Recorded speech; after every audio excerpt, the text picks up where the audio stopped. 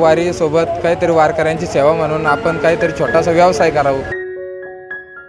एक चहा 10 रुपयाला देतो आम्ही आणि चहाची क्वालिटी तुम्ही बघितलीच आणि स्पेशल गुळाचा चहा देतो आम्ही। व्यवसाय म्हणलं तर आम्ही हा चहाचा स्टॉल आणलेला आहे। दररोजचा आमचा एक धंदा जरी म्हणलं तरी आम्हाला 3 ते 3.5-4 हजार रुपये येतात। आपल्या महाराष्ट्रामध्ये शिक्षण करून सर्व गरजा पूर्ण होत नाही, त्यासाठी एक व्यवसायच करावा लागतो।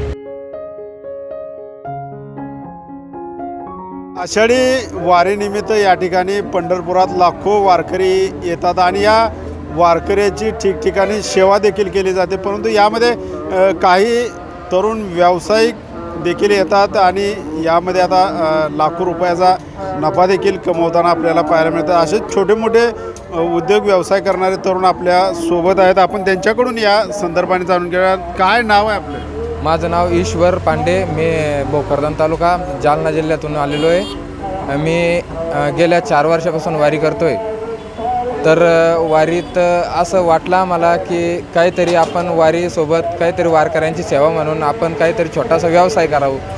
व्यवसाय म्हणलं तर आम्ही हा चहाचा स्टॉल आणलेला आहे। यातून आम्हाला वारकऱ्यांची सेवा म्हणली तरी पण आमचा म्हणजे दररोजचा आमचा एक धंदा जरी म्हणलं तरी आम्हाला 3 ते 3.5-4 हजार रुपये येतात।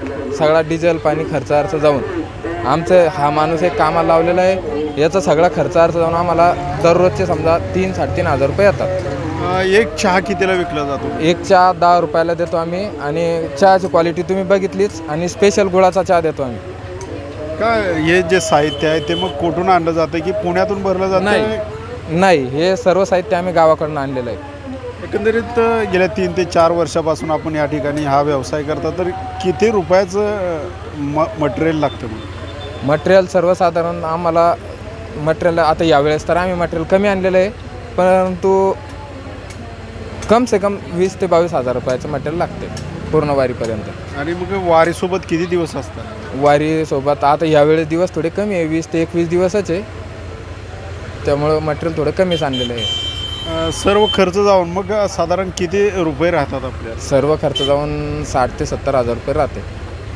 शिक्षण वगैरे किती झालं? शिक्षण माझं BA कंप्लीट झालेलं आहे। आणि याची जी व्यवसायाची आयडिया आली ती कशी आली आणि कोणाकडून आली?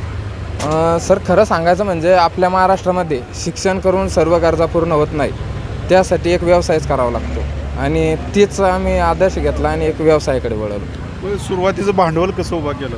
सुरुवातीचं भांडवल हे असलंच, घरच्यांकडून पैसे घ्यायचे, थोडे मित्राकडून घ्यायचे, थोडेफार जमा करायचे, थोडं सामान घ्यायचं, त्यात अनुभव येता मग थोडं स्वतःच वाढत गेलं, खरं वाढत गेलं समजा सामान पूर्ण। काय तरुणांना काय सांगा? तरुणांना हे सांगायचं, जर शिक्षण घेऊन तुमच्या गरजा पूर्ण नसेल तर व्यवसायाकडे वळा। आपण जर पाहिलं तर या ठिकाणी हा तरुण आहे तो भोकरदन तालुक्यातील नांदेड जिल्ह्यात येतं आणि जालना जिल्ह्यात येत आहे आणि हा तरुण गेल्या 3 ते 4 वर्षापासून या पालखीसोबत आणि वारकऱ्यांची सेवा करत या ठिकाणी छोटासा चहा विक्रीचा व्यवसाय देखील करताना आपल्याला पाहायला मिळत आहेत। राईट अँगल न्यूजसाठी अशोक कांबळे, पंढरपूर।